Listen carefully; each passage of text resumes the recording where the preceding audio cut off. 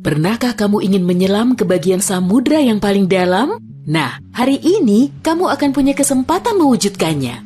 Sebelumnya, seberapa lama kamu mampu menahan napas? Tidak terlalu lama. Tenang, jangan khawatir. Silahkan naik kapal selamku dan ikutlah denganku dalam perjalanan menuju kedalaman. Siap? Oke, ayo menyelam. Saat ini, tepat di bawah permukaan, kamu melihat banyak makhluk hidup berkeliaran di sini. Banyak sekali ikan dan hewan laut, serta halo, orang-orang yang sedang berenang melambaikan tangan ke kita. Tapi kita tak akan berlama-lama di sini. Dadah! Pada kedalaman 20 meter, ada dunia baru yang terbuka di depan matamu. Terumbu karang dangkal tumbuh dengan indah tidak jauh dari pantai. Dan hey, kita bertemu banyak orang lagi di sini. Tapi kali ini, mereka adalah penyelam scuba. Tanpa peralatan khusus ini, tekanan air di kedalaman ini tidak ramah bagi penyelam biasa. 40 meter adalah kedalaman tempat kita berpamitan, bahkan kepada penyelam rekreasi. Ini adalah batas maksimum yang diizinkan untuk mereka. Selamat bersenang-senang, teman-teman. 60 meter, dan kita bertemu orka pertama. Paus ini mendiami perairan yang relatif dangkal di hampir semua laut dan samudra di dunia. Tahukah kamu bahwa orka adalah predator puncak? Artinya, orka tidak punya musuh alami dan tidak ada yang bisa mengalahkannya. Pada kedalaman 70 meter, kita bertemu dengan hiu paus, spesies ikan terbesar yang diketahui dunia dengan berat mencapai 60 ton. Umurnya pun lumayan panjang, semoga panjang umur selalu ya. Hiu paus bisa hidup sampai sekitar 130 tahun. Sekarang, lihatlah keluar. Jika kamu melihat penyelam scuba, artinya dia adalah seorang profesional. Karena pada kedalaman 100 meter, mereka harus sangat berhati-hati agar tidak terkena penyakit dekompresi. Penyakit ini terjadi jika kamu naik terlalu cepat ke permukaan. Dan jika beruntung, kamu juga bisa melihat gurita Pasifik raksasa. Dia tinggal di perairan dingin mulai sedalam ini dan sampai kedalaman 2000 meter. Sekarang, kita memasuki bagian samudra yang gelap. Pada kedalaman 150 meter, hanya 1% cahaya dari permukaan yang sampai ke sini. Sisanya diserap oleh air. Segala sesuatu yang lebih dalam dari sini akan menjadi semakin gelap. Hei, lihat! Pada kedalaman 200 meter, ada oarfish raksasa yang mengitari kapal selam kita. Makhluk ini diyakini sebagai penyebab dari semua penampakan ular laut. Dan banyak yang salah kaprah. Terkadang, mereka berenang ke permukaan dan menakuti para pelaut dan perenang. Tidak heran, panjang ikan ini bisa sampai 11 meter. Pastinya cukup untuk membuat bulu kuduku berdiri. Oke, sekarang kita berada di kedalaman 300 meter. Dan sebentar, makhluk besar apa yang ada di luar sana itu? Oh, aku tahu, itu kepiting laba-laba Jepang. Kamu bingung kenapa laba-laba? Tuh, lihat saja kaki mereka. Dan jawabannya akan datang kepadamu tanpa butuh petunjuk lain. Omong-omong, kaki-kaki ini juga yang mendominasi ukuran makhluk ini. Tubuh kepiting seperti ini biasanya hanya selebar setengah meter. Mari masuk lebih dalam. Dan di kedalaman 500 meter, kamu akan melihat paus biru terakhir. Tidak, bukan paus biru terakhir di dunia. Maksudku, ini adalah jarak terdalam yang bisa mereka tempuh. Paus biru tidak benar-benar perlu menyelam sampai sedalam ini untuk mencari makanan yang sudah berlimpah di perairan dangkal. Tapi mereka masih mampu. Sepertinya mereka hanya ingin memamerkan kehebatan. Mau bagaimanapun, mereka adalah makhluk terbesar dalam sejarah bumi, baik di samudra maupun di darat. Shh, kamu mendengar ini?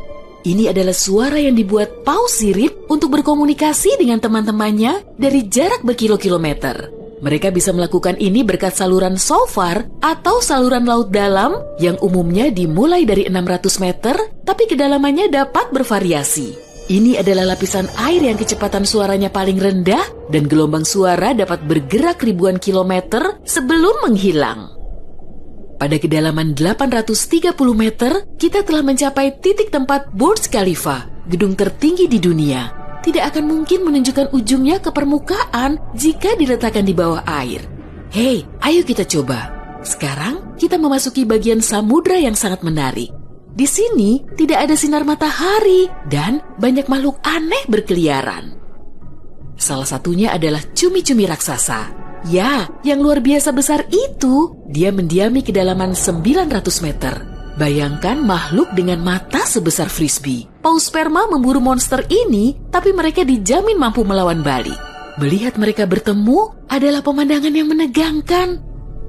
Dan disinilah kegelapan pekat akhirnya menyelimuti kita.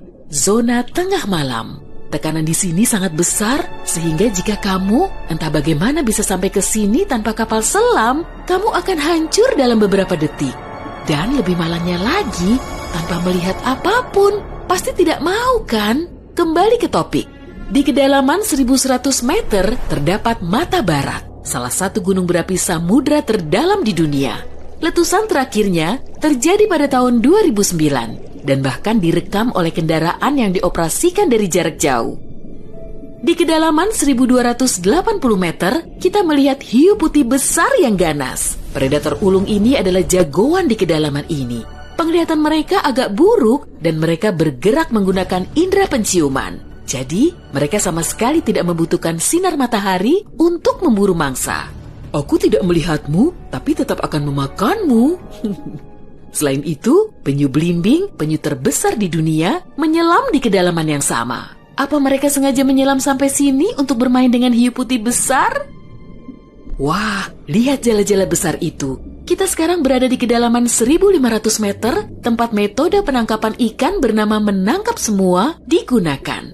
Jala di sini akan diseret di sepanjang dasar samudra, menangkap apa saja yang kurang beruntung di sana. Mengenai seberapa merugikannya metode ini bagi kehidupan samudra, biar kamu sendiri yang menilai.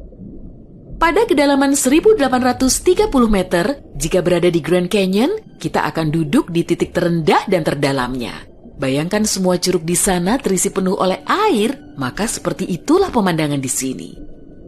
Nah, jika kita benar-benar berhati-hati, pada kedalaman 2000 meter, kita akan melihat ikan naga hitam. Makhluk yang bagaikan muncul dari mimpi buruk ini tinggal di bagian samudra yang dalam dan gelap. Dan percayalah padaku, lebih baik dia tetap di sana. Bentuknya mirip makhluk dari film horor dan aku lebih suka jika kita tidak berpapasan dengannya di permukaan. Pada kedalaman 2250 meter, kita harus berpamitan dengan paus sperma. Ini adalah titik terdalam yang bisa mereka selami. Dan mereka memang tidak punya urusan untuk menyelam lebih dalam lagi. Mungkin kalau mereka berburu ikan naga hitam, atau justru mereka yang diburu. Mustahil, perbedaan ukuran mereka terlalu besar. Panjang paus sperma bisa mencapai 19 meter, yang menjadikannya paus bergigi terbesar di dunia. Tidak banyak makhluk laut bisa melawannya.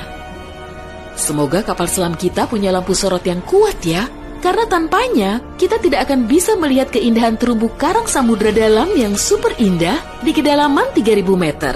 Terumbu karang ini dapat ditemukan di setiap samudra dan sayangnya tidak bisa dilihat tanpa peralatan khusus untuk menyelam di samudra dalam. Oke, mari terus melangkah lebih dalam. Dan di kedalaman 3700 meter, kita mencapai kedalaman rata-rata samudra dunia. Mulai sekarang, perjalanan menuju kedalaman yang sebenarnya dimulai. Dasar samudra rata-rata telah kita lewati, jadi sekarang saatnya menyelami celah terdalam. Pada kedalaman 4.500 meter, monster dari mimpi buruk terburukmu muncul di sini. Anglerfish misalnya, akan membuat siapapun bergidik ngeri. Giginya yang panjang dan bengkok, serta antena di kepalanya untuk memikat mangsa, sudah cukup untuk menimbulkan rasa takut, bahkan di hati orang-orang yang paling berani. Tapi yang lebih mengerikan, mungkin adalah makhluk yang disebut swallower hitam. Itu adalah monster mirip belut yang memiliki perut super elastis dan mampu menelan mangsa yang ukurannya 2 kali lipat. Lihatlah ke bawah, dan kamu akan melihat bangkai kapal terdalam yang pernah ditemukan. SS Rio Grande di Atlantik Selatan yang tenggelam pada tahun 1941 dan mencapai kedalaman 5.760 meter. Tidak heran, kapal ini baru ditemukan 55 tahun kemudian. Sekarang, bagian samudra terdalam dan tergelap dimulai. Kita menyelam ke Palung Mariana. Menurut pengukuran resminya, Palung Mariana dimulai pada kedalaman sekitar 6.000 meter. Ini adalah area yang paling jarang dieksplorasi dan paling menarik bagi para ilmuwan dan petualang. Apa yang ada di dasarnya? Baiklah, kita akan melihatnya. Tapi selagi masih dalam perjalanan, aku akan menunjukkan hal-hal lain yang ada di sini. Misalnya, ini adalah ikan terdalam yang pernah ditemukan. Namanya ikan siput.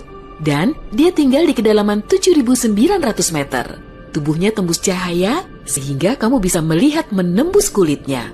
Ya, untungnya kita tidak mematikan lampu. Bentuk makhluk mungil ini ternyata sangat imut bagi makhluk yang mampu menahan tekanan sekuat ini. Makin rendah dan dalam, kamu tidak akan melihat jenis ikan atau hewan vertebrata apapun di sini. Tekanannya terlalu besar untuk makhluk-makhluk tadi. Tapi ada udang dan invertebrata lainnya. Belum lagi mikrob yang dapat hidup bahkan di bagian terdalam samudra. Dan bagian terdalam itu adalah kedalaman Challenger. Ini adalah bagian bawah Palu Mariana dan kedalamannya 10.927 meter. Ya, kita telah sampai di bagian paling bawah bumi. Tak banyak orang yang pernah ke sini dan tak banyak juga yang diketahui tentangnya. Tapi para ilmuwan tidak akan berhenti dan ada harapan kita akan segera menemukan rahasia apa yang berada di kedalaman samudra.